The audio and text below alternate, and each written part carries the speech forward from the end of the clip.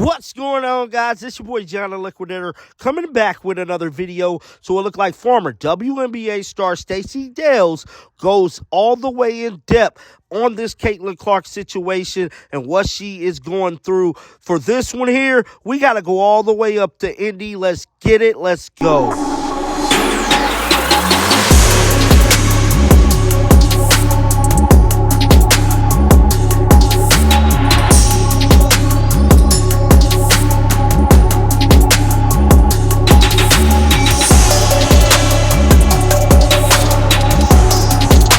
Clark and the Indiana Fever is definitely getting some much-needed rest before they return back to the court this upcoming Friday, but that is not stopping people from talking about the current situation that occurred this past weekend with Kennedy Carter and WNBA superstar Caitlin Clark. A lot of veterans and a lot of sports analysts from all over the country has been weighing in on the matter. Former 2002 third overall pick of the WNBA, Stacey goes in depth on the Rich Eisen show earlier today, and she set the record straight. With all that being said, let's roll the footage. There's you know what a bandwagon is, Rich.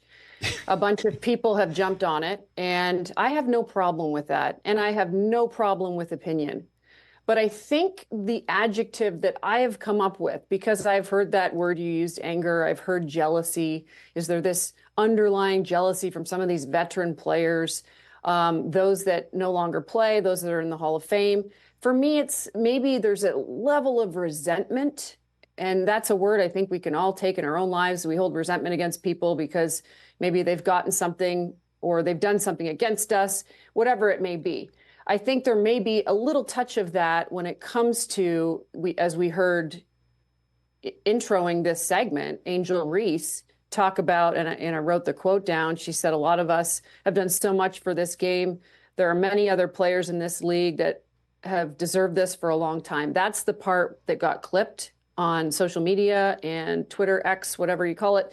Prior to, she said, the reason we're watching the WNBA is not just because of one player, it's because of me too. And then she went on to say, and all the others. I think the fact that she said the next part was important because I think that's part of the resentment that I'm speaking of. I don't think anybody, the other word I've heard is targeting Caitlin Clark.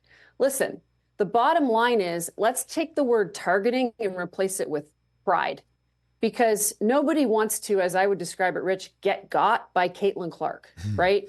She is deserving of everything that she has achieved. She shoots a deep ball like she's in quicksand. Like she's that far back and it looks that hard. And then it just comes out of her hands so quickly. I would argue she's a better passer than she's a shooter. Yep. I mean, she's out there doling out assists right now, Rich, at a clip of, I think, 4th in the WNBA. With 6 assists per game. But if you go and look at scoring and all of the players in this league, I mean, Asia Wilson right now in Las Vegas, and this is where some of the other players may have something to say about it. She's averaging basically 27 and 13, and she's got a couple belts under her name. Like, that is what I think people are referring to, or maybe some jealousy that some of these other players aren't getting the acclaim and a $28 million shoe deal that Caitlin Clark is. But regardless of that, I could go back years prior and say, I put Lisa Leslie in the game right now. She will be the most dominant center in the league. Like, that's how good she was. And I played against her. So you take that resentment part, put it aside. I think this thing will plateau and I think it will even itself out. But I don't believe people are, putting a bounty out on Caitlin Clark. I watched the game this past weekend that sort of created all this upheaval with the Sky and the Fever in Indiana. They got their first home win. I watched the game. I saw the jawing that went back and forth between Kennedy Carter, who, by the way, Rich, didn't play in the league last year.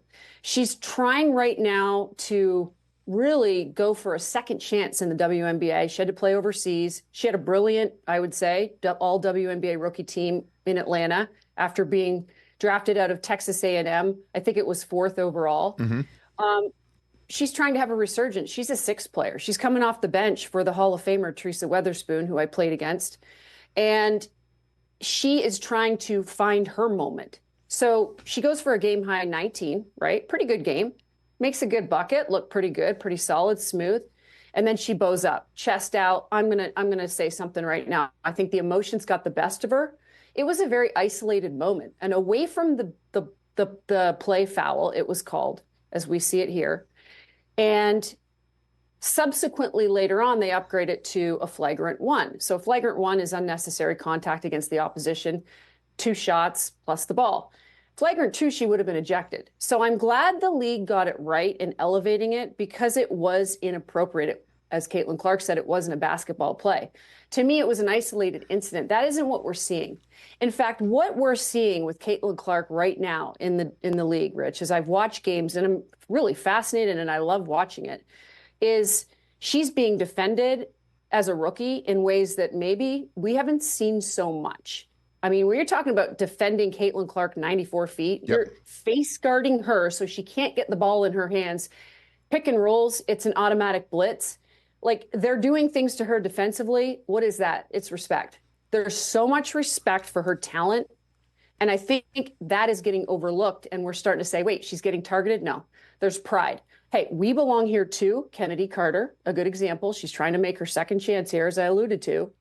And you get players like that in the heat of the moment. Mistake, boom, we're in an uproar on the outside because have we never seen this in the WNBA? Trust me, we've seen plenty of this in the WNBA for 27 years in its existence. That was Stacey Dales going in depth on this whole Caitlin Clark and Kennedy Carter situation. She feel as if it was an isolated incident. I feel the same way. It was not a basketball play, not whatsoever. But at the end of the day, it is not stopping people from talking about this entire situation that occurred this past weekend. Get down in the comments section. Let me know your thoughts about this. Keep them bells on because you know I'm going to bring you the news. And until next time, shake the haters off. I'm out of here. Peace out.